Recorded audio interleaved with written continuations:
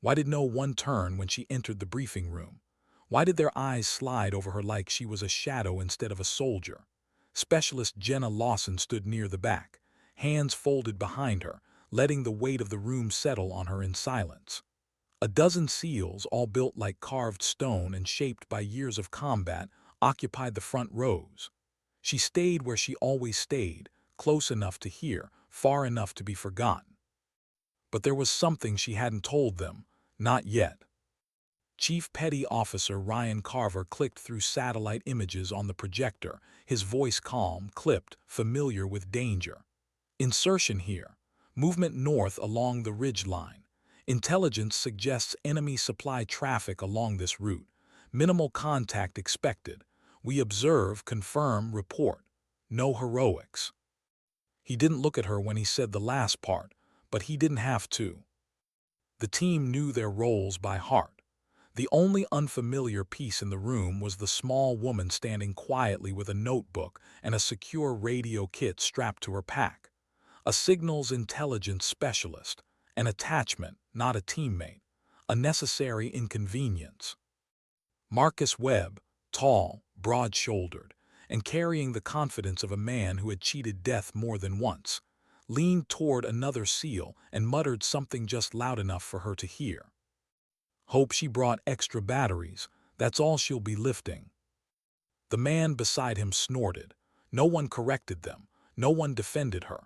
Jenna didn't react. She learned long ago that when someone wants to underestimate you, they'll find reasons even if you hand them none. And correcting them never changed the truth. They would only understand by watching her work. Or by needing her. She never hoped for the second. What none of them knew, what her file scrubbed clean, was that mountain terrain wasn't new to her. Pain wasn't either, but she swallowed the thought like she always did. Her past was hers. What she did now, what she chose now, was what mattered. Carver wrapped up the briefing.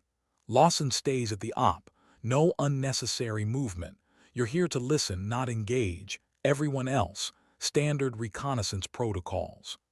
The chief's eyes softened for just a moment, a flicker of concern or maybe respect, but it vanished as quickly as it appeared. The team began to gather their gear, conversations rising. Boots stomped. Velcro ripped. Webb brushed past her with a glance that wasn't cruel, just dismissive, like she was part of the equipment list rather than a living person. Jenna tightened the strap on her headset case and followed the group out into the night air. The flight to the mountains was uneventful, if anything in a war zone could be called that. The helicopter dipped low through chilly darkness, rotors pounding the thin Afghan air. Jenna sat between two SEALs who spoke around her as if she couldn't hear, but she wasn't listening to them. She was remembering something else entirely. The smell of pine in Montana mornings, the weight of an elk quarter across her shoulders, the burn in her calves as she climbed slopes her father had once called character builders. She'd been 14 the first time she carried a 100-pound load out of the backcountry, and she'd never complained, not once. But none of that mattered here. These men didn't know her, and she didn't need them to. The helicopter touched down just long enough for Boots to hit dirt. Then it was gone, swallowed by the mountains as if it had never been there. Darkness wrapped the team, and the mission began. The ridge was narrow, jagged, unforgiving. Every loose rock threatened to betray them with noise. The air was thin, too thin for comfort, thin enough to make lungs work twice as hard for half the breath. Yet the team moved smoothly, their silhouettes flowing through the darkness like they were born to it. Jenna stayed in the middle, her steps precise, her breathing controlled. She kept pace without stumbling, without slowing them. Her small size, mocked an hour earlier, made her a whisper against the landscape. They reached the observation point just before dawn. A cluster of boulders shaped by centuries of wind provided natural cover. The valley spread below them like a sleeping giant, quiet, beautiful, deceptive. Jenna set up her equipment quickly. Headphones on, frequencies tuned, noise filtered. Her world shrank to static whispers, the faint threads of enemy communication woven through endless emptiness. She translated in real time, passing relevant fragments to Carver, short messages, precise, professional. No one thanked her, but she didn't expect them to. Hours blended into each other. The seals rotated security. Jenna barely moved except to adjust dials. When she did stand to stretch her legs, Webb eyed her like someone watching a porcelain cup on the edge of a table, fine to look at, useless in a storm. But something else was shifting under the surface. Something she couldn't quite identify. Enemy chatter, normally sparse and disorganized, grew sharper, more coordinated, voices moving, patterns forming. A plan, but a plan she couldn't yet see. The second day passed quietly, but the silence felt heavier. The sky brightened with a hard blue that exposed every ridge line, every possible approach. Jenna noted it in the back of her mind. Visibility favored the enemy too. Another fragment of communication cut through her headphones, fast, excited, purposeful. She wrote down the translated meaning on her pad, frowned, then crossed it out. It didn't fit anything. Not yet. Something is changing, but what? She didn't say it aloud. She needed more pieces. On the third morning, the routine shattered. A thunderous explosion split the valley. The ground shook beneath them. Dust and smoke lifted into the wind, rising like a dark signal flare. Jenna jerked her headphones off, grabbing her rifle as instinct tightened her chest. The radio erupted with chaos, shouts, gunfire, commanders trying to coordinate men already bleeding. Webb's voice was the clearest, raw with pain. Chief IED, 2 down, multiple wounded, we're in contact. Then more gunfire, men shouting for cover, someone screaming for a medic who wasn't close enough. Jenna stood frozen for half a heartbeat. Then she moved. "Chief," she said into the tactical net, her voice steady despite the shake in her hands, enemy communications spiking across 3 channels. They were waiting. They planned this. Carver cursed under his breath. He sounded controlled, but the situation was spinning far beyond control. "Stay at the op," he said. "We need you monitoring." Hayes and Miller moved down. But Jenna wasn't looking at the radio anymore. Her binoculars were focused on a figure bleeding and crawling behind a rock far from the main group. A man too injured to follow orders, too visible, too alone. Webb. Enemy fighters were closing in from above, moving with purpose, rifles ready. Jenna felt a cold knot form behind her ribs. It wasn't fear. It was something sharper. No one else was close enough. No one else could get to him. And no one seemed willing to try. She didn't think, she didn't calculate. She simply grabbed her rifle, pulled her pack tight, and moved toward the slope. Hayes grabbed her arm. "Lawson, your signals, stay put." But she met his eyes, and for the first time since he'd known her, she didn't look small. She looked like someone carrying a truth too heavy to ignore. "Someone has to get him," she said quietly, "and I'm not waiting for permission." She slipped from his grasp and disappeared down the rocks. And as the gunfire echoed across the valley, one thought followed her like a heartbeat. This is what they'll remember. Not what they thought she was, but what she chose to become. How far could she go before fear caught up with her? How long before the weight of what she was doing hit her like a round she never saw coming? Jenna didn't know. She didn't ask. She only knew her boots were landing on terrain that should have terrified her, and yet somehow she felt more stable than she had in days. The descent was steep, too steep for anyone who hadn't grown up moving across sharp earth, for anyone who didn't have childhood scars running across their shins from slipping on cold stone. Each footfall had to be deliberate, each breath controlled, each decision final. She could see Webb now, slumped behind a jagged rock, one hand pressed to the torn mess of his side.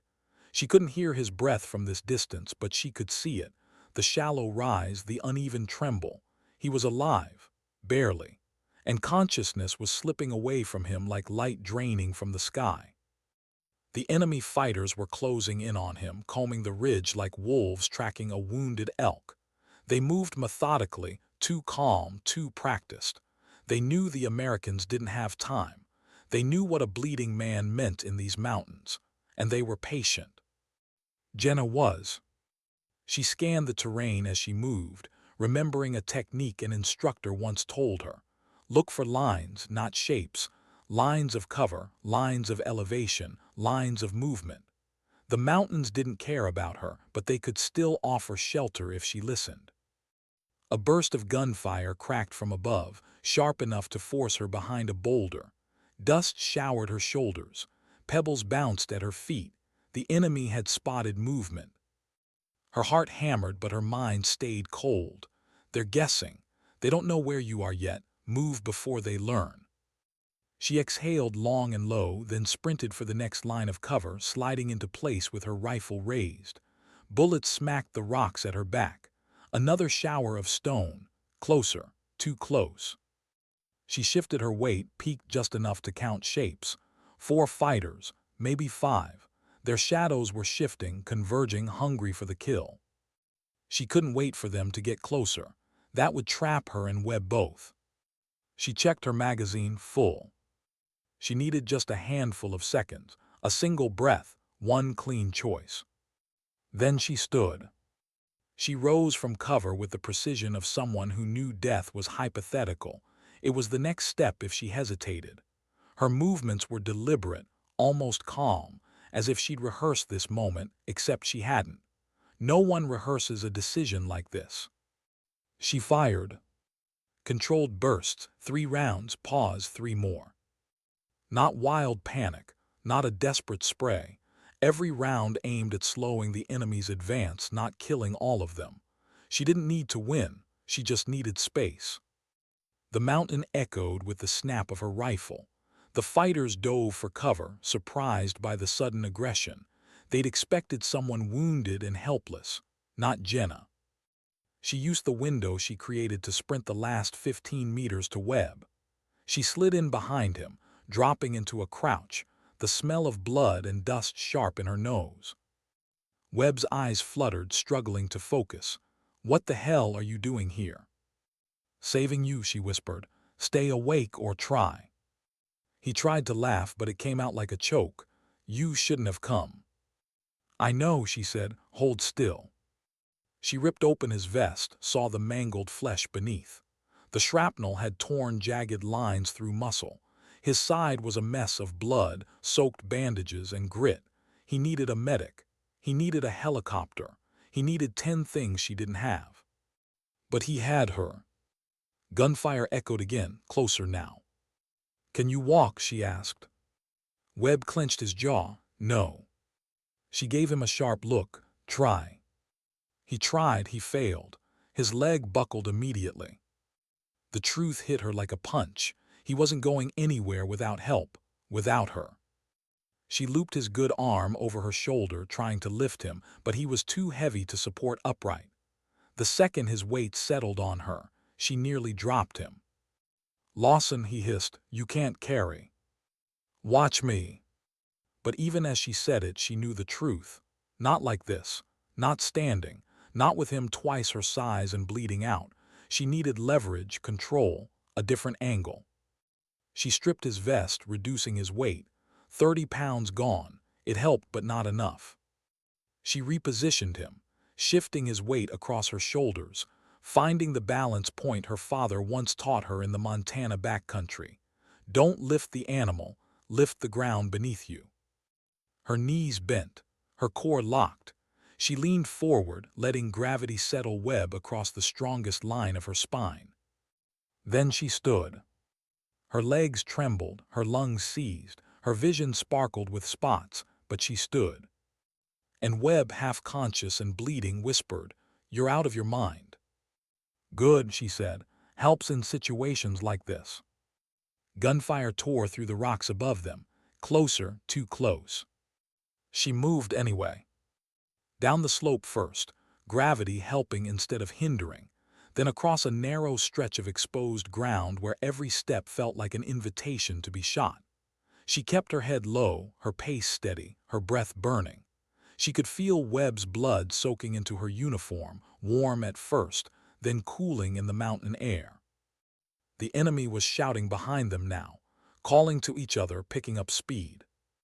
"You hear that?" Webb muttered behind her ear, voice fatting. "They're catching up." "Let them try," she said. But even she didn't know if she meant it. Her body was already screaming. The weight was too much, the distance too great, and the mountain didn't care about anyone's determination. After 20 minutes of brutal travel, her legs buckled. She caught herself before falling, forced herself to breathe, forced her arms to stop shaking long enough to lower him gently. Webb blinked up at her, pale, sweating. "Leave me," he whispered. "Get to the LZ, bring help." "No. This is suicide," he rasped. "So be it." He stared at her then, not with the dismissive glance from 3 days before, not with the impatience of a man who thought he understood her. He looked at her like someone seeing a stranger he should have known long ago.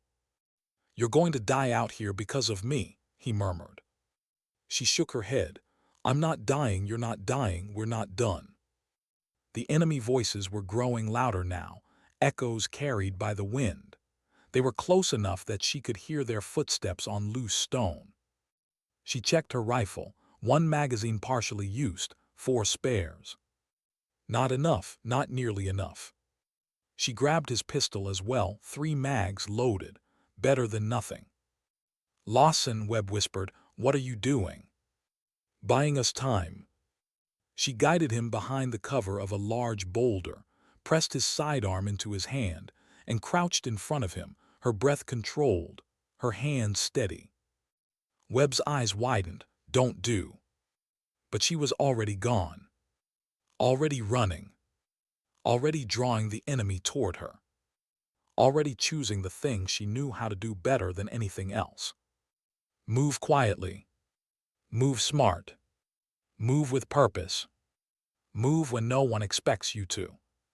She fired a controlled burst at the fighters above, exposing herself just long enough to give them a target. They took the bait.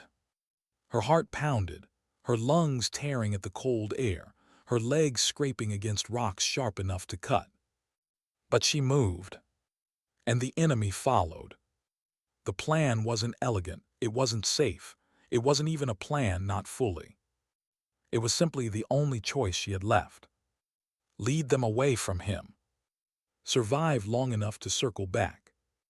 And hope the mountains chose her over them. Hope, but not depend on hope. Because hope didn't carry men. Hope didn't hold rifles steady. Hope didn't get you off a mountain alive.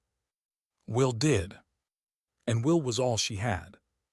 When the last echo of her footsteps faded into the ridge line, Webb lay alone behind the rock, bleeding, staring at the empty stretch where she'd disappeared. And for the first time in his life, he prayed for someone he'd never believed in. Because what she was trying to do wasn't possible. And yet, she was doing it. How long could she stay invisible in a place designed to reveal everything? How long before the enemy realized she wasn't running blindly but pulling them like threads from an unraveling tapestry? Jenna didn't know. She only knew she had seconds, maybe minutes, before the fighters regrouped, recalculated, and realized where she wasn't going. She crouched inside a narrow fracture in the rock, chest heaving, sweat burning into the cuts on her face. She controlled her breathing the way she controlled her thoughts, tight, contained, disciplined. Panic was a luxury she didn't have. Movement was all she could afford. Footsteps clattered across the stones above her, fast, deliberate hunting. A voice shouted something she couldn't translate fast enough, but tone mattered more than words. Urgency, frustration, uncertainty. They'd lost sight of her. Good, keep it that way. She counted the fighters by their shadows as they passed. 1, 2, 3, 4. A fifth trailing behind, scanning the ground. They were too close, 10 meters, maybe less.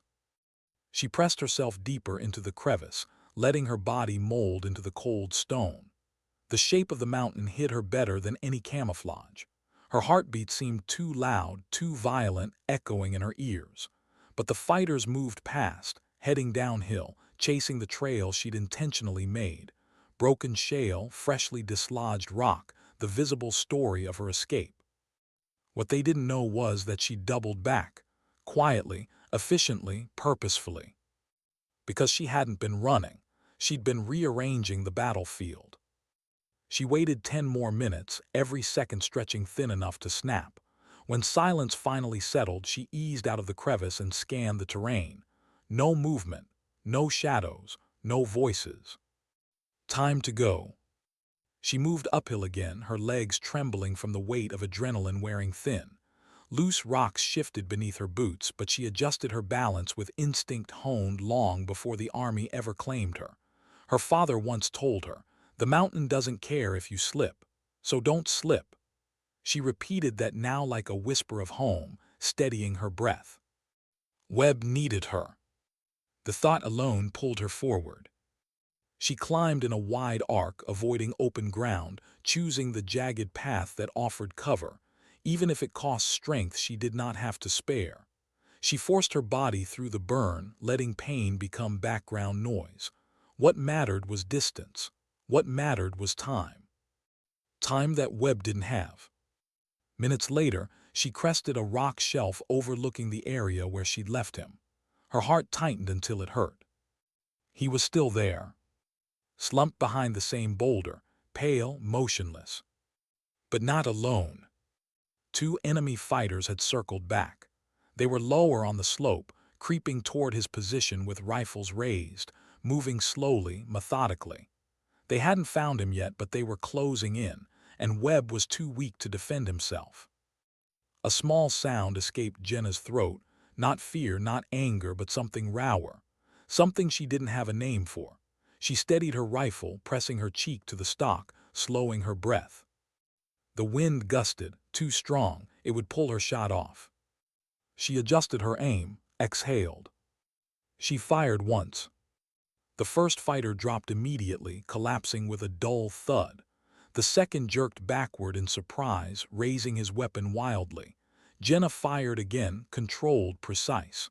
The second man fell. Silence swallowed the valley. And suddenly guilt hit her, not for pulling the trigger, but for how normal it felt. How easy necessity made it. She pushed the thought away. Later, not now. She moved fast, descending the slope toward Webb, her boots sliding on unstable stone. She reached him and dropped to her knees beside him. "Hey," she whispered, "I'm back. Webb, stay with me." His eyelids fluttered, a sluggish breath rasped from his lungs. "You came back." "Of course I came back." "You shouldn't have." "I told you, I'm not leaving you." His fingers twitched, barely gripping the pistol she'd given him. She gently removed it from his hand. "You can rest," she said. "I need my hands free." He swallowed hard, the effort clearly painful. "They after you." "They were," she said simply. "Not anymore." She checked his wounds again, still bleeding but slower. His pulse thready but present. He was alive, barely.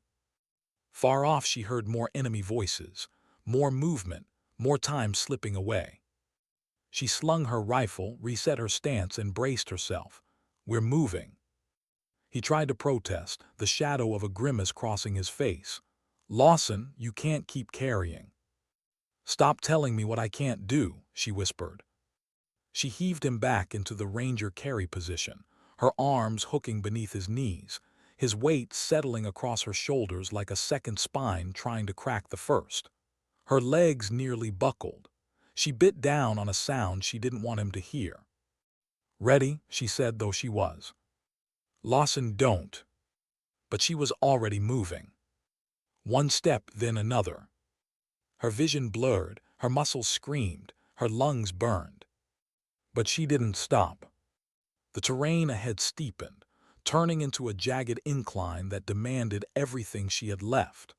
Webb's weight dragged at her like gravity had chosen him specifically to pull her down. Her boots slipped, her knee buckled. Pain shot up her back in a white-hot line that made stars explode behind her eyes. She nearly fell. Webb tensed. "Put me down," he gasped. "Lawson, stop, please." She gritted her teeth. "No. This isn't human. You'll break." "Maybe," she rasped, "but not now." She forced her legs into motion again, using the rocks like handholds, dragging herself and Webb inch by inch up the slope. Once at the top, she collapsed to her knees, panting, trembling violently. Her body wanted to stop, desperately. But a new sound echoed across the valley, the distant thump of helicopter rotors. Faint, too far. Rescue.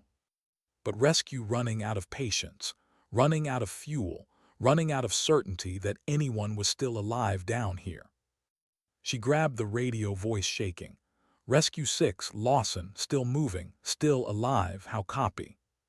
Static, then a voice.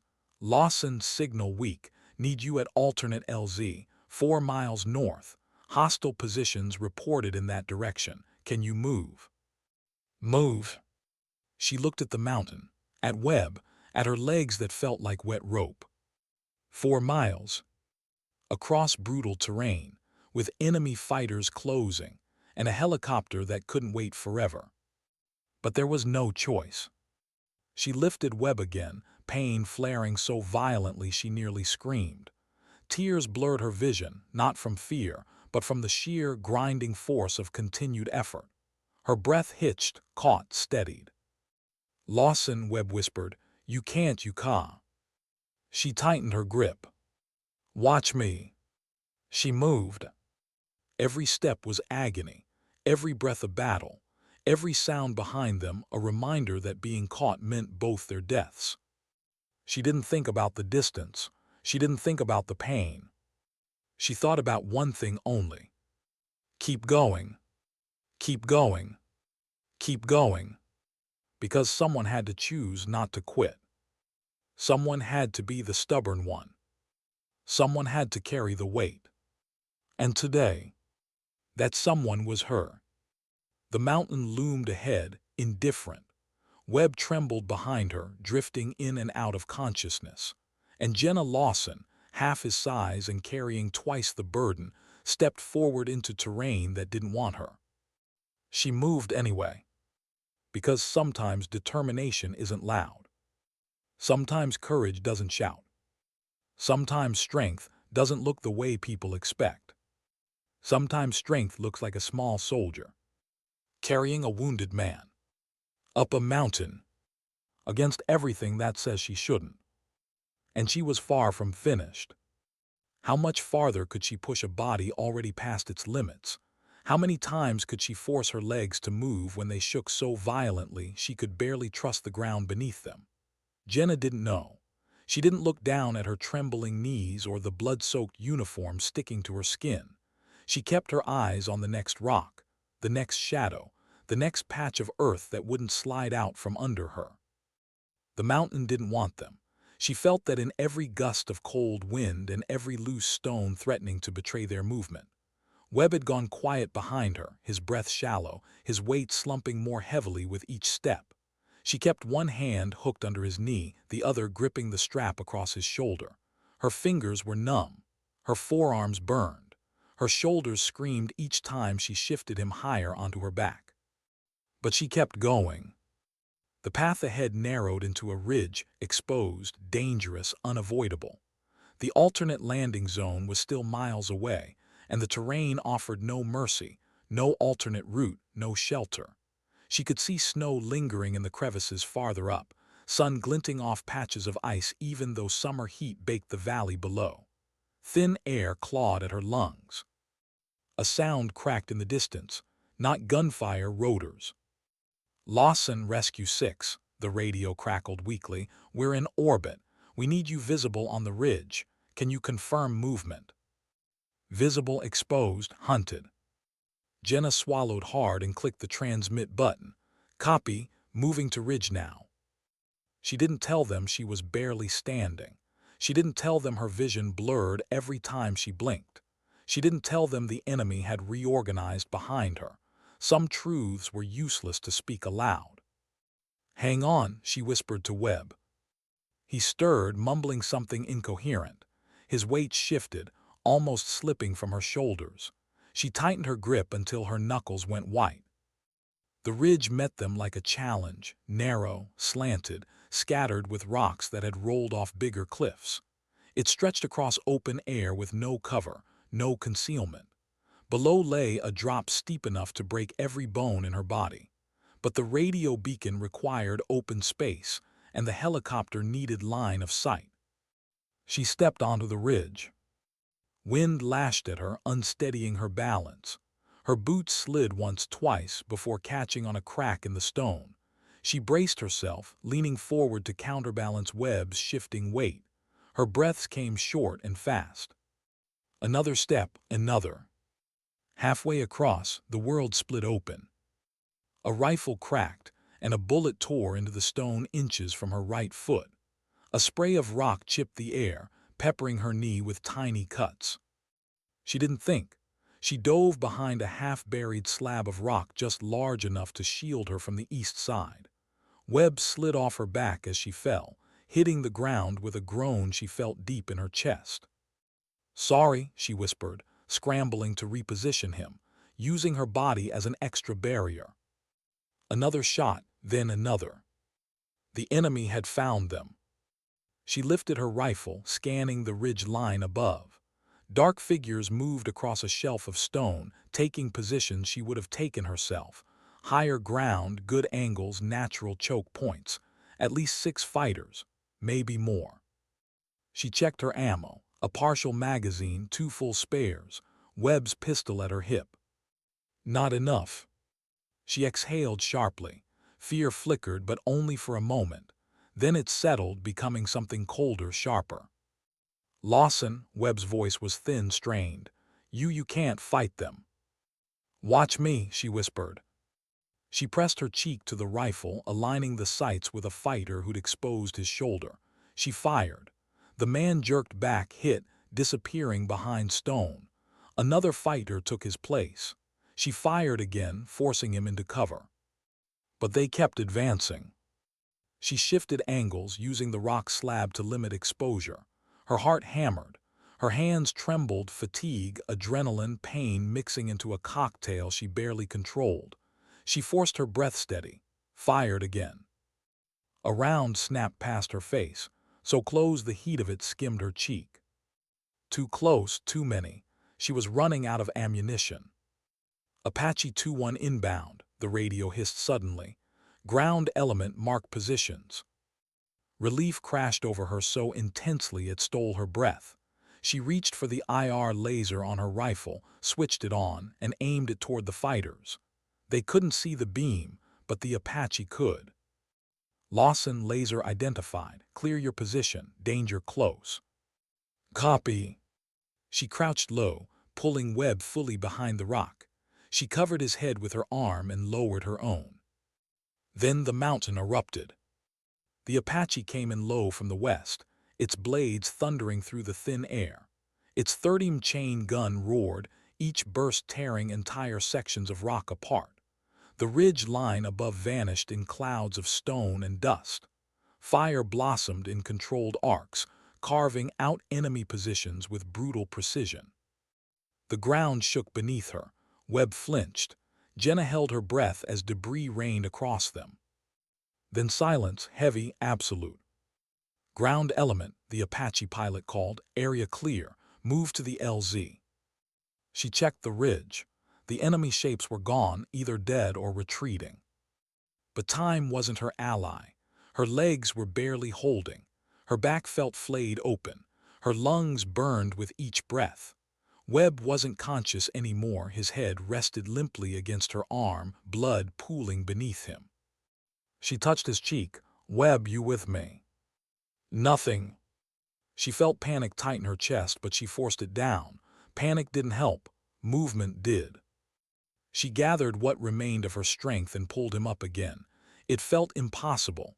It was impossible. Her back screamed. Something tore deep inside. Her right knee buckled. She bit down on a cry that tore through her throat anyway. The weight nearly crushed her. She staggered forward, one step, two. The ridge ahead blurred, doubling in her vision. She blinked it back into focus. Halfway to the LZ, she collapsed. Webb hit the ground beside her with a jolt. Pain radiated through her spine, white-hot and consuming. She tried to stand. Her body didn't respond. She tried again. Nothing. For the first time since she'd lifted him, she whispered, "I ca." The words tasted like failure, like everything she'd fought against for years. Webb stirred. Somehow. Somehow he heard her. Somehow his instincts pulled him awake. He rolled onto his elbows, dragging himself forward with the strength of a man who shouldn't have had any strength left. "What are you?" she croaked. He didn't answer. He kept crawling. Toward the LZ. Toward the helicopter she could now hear circling lower, searching. She watched him drag himself across jagged stone, pain clear in every motion. It tore something inside her, something deeper than muscle or bone. "No," she whispered. "Webb, stop." He didn't. Her anger came before the tears, anger at him, at herself, at the mountain, at the world for testing her strength only to reveal she'd reached the end of it. She forced herself up. Her legs shook violently, her vision tilted. She tasted blood in her mouth. Her back felt like shattered glass. But she stood, and she staggered after him. She reached him, grabbed his vest with shaking hands, dragging him back toward her. "You're not dying here," she snarled through clenched teeth. "Not while I'm breathing." He coughed a dry rasp. "You can't, Lawson." "Watch me." They both collapsed again, but this time she fell forward, toward the sound of the Black Hawk descending. Rotor wash blasted the ridge, whipping dust into their eyes. "Rescue 6 landing," a voice shouted. Boots thundered across the rock. Strong hands gripped Webb. Another set reached for her. She tried to stand on her own. She couldn't. Her legs gave out entirely. The crew chief caught her mid-fall. "Easy, ma'am, we've got you." "No," she mumbled, dazed. "Carry him first." "We are," the paramedic called from behind. "You did your part, let us do ours." The crew chief lifted her effortlessly, something painful but strangely comforting. "Ma'am," he murmured, "you don't have to be strong right now." As they loaded her into the helicopter, Jenna turned her head just enough to see Webb, alive, stabilized, breathing. The rotors roared, the ground fell away. And for the first time since the explosion, she let her body go limp, surrendering to the exhaustion she'd outrun for miles. She had carried him through hell. Now she let the sky carry them home. Why did the silence feel heavier than the mountain she'd carried him across? Why, lying in a clean white hospital bed, did Jenna feel more exposed than she had on that ridge under enemy fire? Maybe because in war, pain made sense, cause, effect, consequence. Here, in a place without bullets or explosions, she had nothing to hide behind. No task to focus on. No weight to keep her moving. Only the truth of what she had done and what it had cost her. She woke to the soft beeping of machines she didn't remember being hooked to. IV lines ran into both arms. Her legs were elevated, wrapped tight. Her back throbbed in a slow, deep rhythm that felt ancient, like something carved into her bones. Breathing hurt, thinking hurt. A medical officer stood by her bed, adjusting an IV bag. He noticed her eyes open and offered a gentle, tired smile, the kind worn by someone who'd seen too many broken bodies and too many impossible stories. "You're awake," he said quietly. "Good, I was starting to worry." Jenna tried to speak, but her throat felt like sandpaper. "Webb." "He's alive," the doctor said before she could ask. "Stabilized, lost a lot of blood but no organ damage. He'll walk again, might complain about the scars but he'll recover." She exhaled, a sound halfway between relief and exhaustion. The doctor's expression softened, but there was something else there too, a mixture of disbelief and reprimand. "Do you know what you did to yourself out there?" She blinked slowly. I carried him. You carried a 200-pound man over mountains for hours while already injured. You tore multiple muscles in your back, severe strain on both knees, stress fractures in your feet, and your shoulders, he shook his head. The damage is significant. You'll need months of therapy, maybe longer. Jenna stared at the ceiling. She felt no pride, no regret, just a strange emptiness. I couldn't leave him, she whispered. The doctor sighed. I know that's why you're alive and why he is. He checked her vitals, then paused at the door. Rest, you've earned it. The door closed softly. But rest didn't come. Hours passed with the slow crawl of a second hand. Nurses came and went. She drifted in and out of shallow sleep, haunted not by the firefight, but by the moment she almost quit. The moment her body had collapsed and she'd whispered, I can't. That weakness tasted more bitter than blood. When the door opened again, she expected another nurse. Instead, it was Webb. On crutches, wrapped in white bandages, pale but alive. He stood at the threshold for a moment, unsure, the weight of shame tugging at his posture. Jenna watched him quietly, unable to sit up but alert enough to read the conflict on his face. He limped to the chair beside her bed and sat heavily, exhaling as if he'd been holding his breath since the moment she collapsed on that ridge. Neither spoke at first. Then Webb rubbed a hand over his face. I don't know how to start. You don't have to, Jenna said softly. No, he said, voice raw. I do.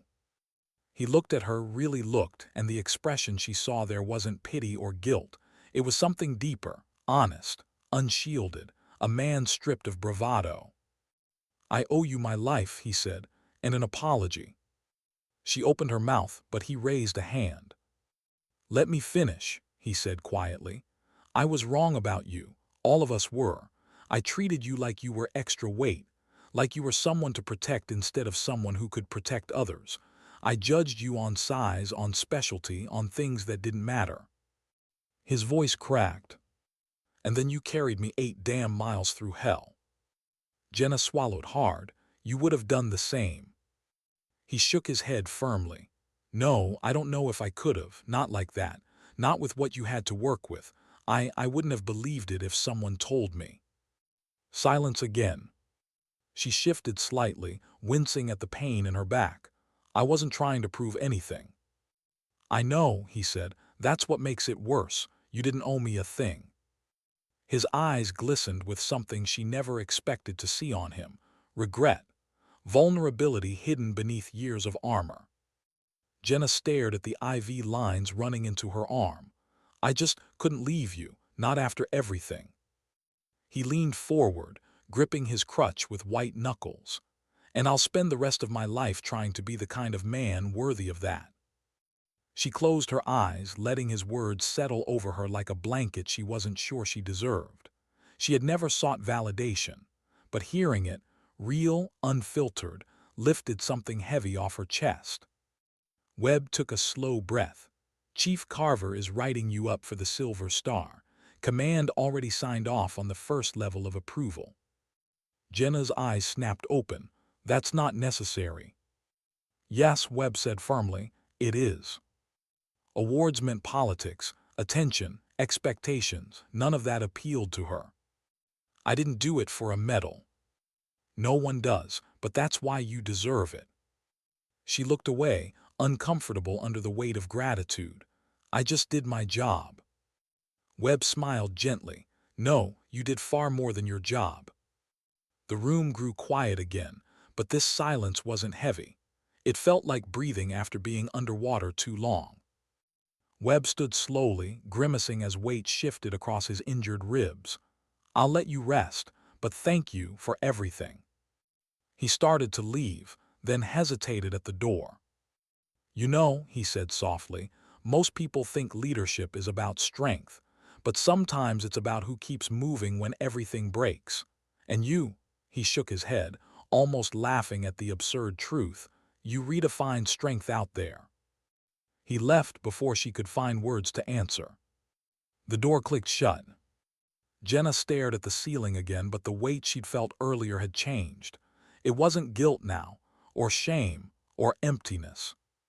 It was something quieter, something she wasn't used to feeling. Recognition. A soft knock broke the stillness. A colonel stepped in, a man she didn't recognize, stern, weathered, the type who didn't waste words. "Specialist Lawson," he said, stepping closer. "We've been hearing your name a lot these past days." She frowned, "Sir." He studied her, not her injuries, but her posture, her eyes, her silence. "You showed rare qualities up there, not just physical, mental, tactical, moral." She shifted, wary. "I just did what needed to be done." "That," he said, "is exactly why I'm here." He reached into his pocket and placed a single card on her bedside table, plain white, a phone number, nothing else. "We run a program," he said. "Small, selective, requires people who don't quit, who don't break, who don't accept limitations, especially their own." Jenna stared at the card, heart thudding. The colonel continued, voice low. "We don't care about size, or background, or assumptions. We care about results, and you delivered results few people on Earth could match." She swallowed, unsure if she should speak. "If you're interested," he said, "call that number. No pressure, just possibility." He nodded once and left the room without waiting for her response. The door closed. Jenna stared at the card as if it weighed more than Webb ever had. Possibility. The word echoed in her mind, unfamiliar, tempting, frightening.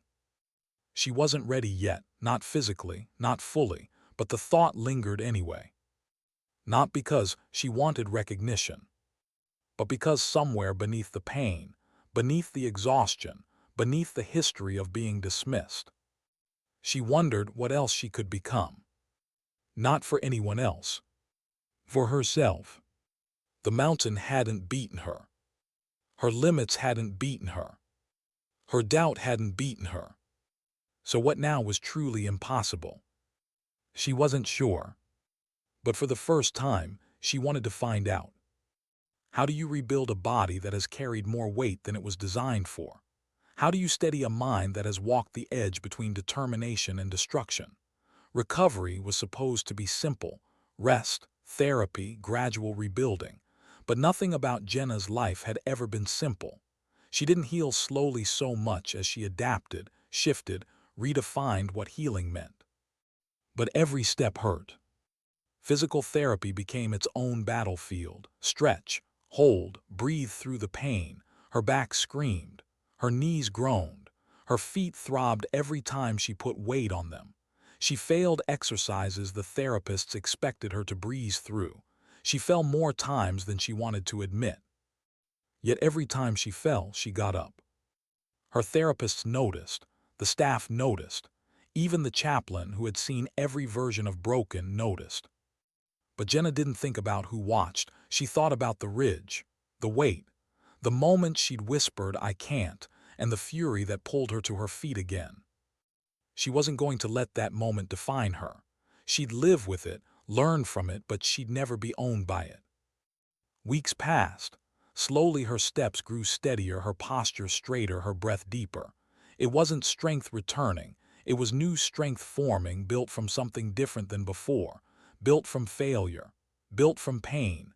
Built from a decision not to stay down. One afternoon, after a grueling session, she returned to her room to find an envelope on her bed. No markings, no sender. She opened it with careful fingers. Inside was a single sheet of paper. A date. A time. A location. And nothing else. She didn't need more. She knew what it meant. The number the colonel gave her wasn't just an invitation, it was a threshold. She had stepped over it. 6 months later, she stood at the edge of an obstacle course designed to break nearly everyone who attempted it. 29 candidates were already stretching or staring into the distance, as if preparing for something more profound than physical strain. 3 women. Sorry. 2 others, both taller, heavier, stronger. The instructors walked the line of candidates, observing with blank expressions, measuring without measuring, judging without speaking. The older of them stopped in front of her, eyes scanning her small frame. "You're Lawson," he said. "Yes, Sergeant." He nodded once. No surprise, no doubt, no smirk, just recognition, as if he'd been waiting to see if the stories were true. "Let's see if the mountain was a fluke." "It wasn't," she said softly. "We'll find out." The whistle blew. The course came alive. She climbed rope towers, her lighter frame allowing her to swing with a fluidity the larger men struggled to match. She crawled under barbed wire so low her back nearly scraped the dirt. She carried sandbags heavier than half her body weight, her shoulders screaming, her hands going numb. She shook. She stumbled. She refused to stop. At the end of the course, one instructor wrote something in a notebook. "Size doesn't determine capability," he murmured to another. "Will does." The next weeks were harder, brutal, even, early mornings, freezing nights, forced marches with packs that felt like boulders, psychological testing meant to unravel weakness, sleep deprivation that made reality blur at the edges. Some broke. Some quit. Some simply faded. Jenna didn't fade, she sharpened. Pain didn't leave her. It became familiar, like an old scar you forget until the weather changes. She learned to move with it, not against it, to let discomfort sit beside her without letting it dictate her choices. One night, after a 20-mile night movement, she collapsed into her bunk and found a small envelope under her pillow. A letter. From Webb. She opened it with fingers still trembling from exertion. "Lawson, I'm back with the team, scarred, slower but alive, because of you. I tell everyone the story of what you did. Some believe me, most don't. Doesn't matter, I know you know. Whatever you're doing now, I know you're proving people wrong again. Keep carrying the weight. Some of us understand what that really means." Webb. She read it twice, folded it carefully, tucked it into her journal, then lay back and stared at the ceiling until her breathing slowed. She wasn't doing this for him, but knowing he believed in her helped. Training continued. She passed evolutions that should have pushed her past her breaking point. She failed others, but failure didn't shake her. The instructors saw that. They watched her fall, watched her stand, watched her choose to keep moving even when her body wanted nothing more than stillness. One evening during a land navigation test, she found herself alone on a ridge, the wind biting through her uniform. She paused, catching her breath, staring at the distant horizon where the sun dipped behind jagged peaks. It looked like Afghanistan for a moment. She closed her eyes, listening to the wind whistle across empty stone. She remembered the weight of Webb on her shoulders, the shouts behind her, the cracking of her joints, the moment her body collapsed, and the moment she got back up. She whispered to the wind, "Not a fluke." The mountain didn't answer. It didn't need to. 2 years passed. She completed the program. Assignment records remained classified, missions unnamed, achievements unspoken. But among the small network of operators who whispered stories around fire pits or in dim team rooms, her name began traveling quietly. A specialist who'd once been overlooked became a reference point. Not because she wanted credit, not because she wanted fame, but because strength, real strength, echoes farther than anyone expects. Her story became a lesson instructors told new candidates right when they were about to quit. When exhaustion blurred their vision, when doubt closed around their thoughts, when size felt like destiny, when limits felt like truth, an instructor would stand in front of them and say, "There was once a soldier barely over 5 feet tall, 100 pounds on a good day. She carried a 200-pound SEAL 8 miles through enemy territory after being injured. She didn't stop. She didn't quit. She didn't accept impossible." And the room would go quiet. because stories like that cut through excuses. Years later, Webb found a letter in his mailbox, short, handwritten, her handwriting. "You once told me to keep carrying the weight. I did. Hope you're still doing the same." Attached was a photo, her standing at the end of a grueling training course, uniform covered in mud, hair plastered to her forehead, flanked by instructors who looked like they'd been carved from stone. And Jenna, small, battered, exhausted, stood taller than any of them. Webb smiled. He shook his head, disbelief lingering even years after the mountain. He whispered to himself, "You always were stronger than us."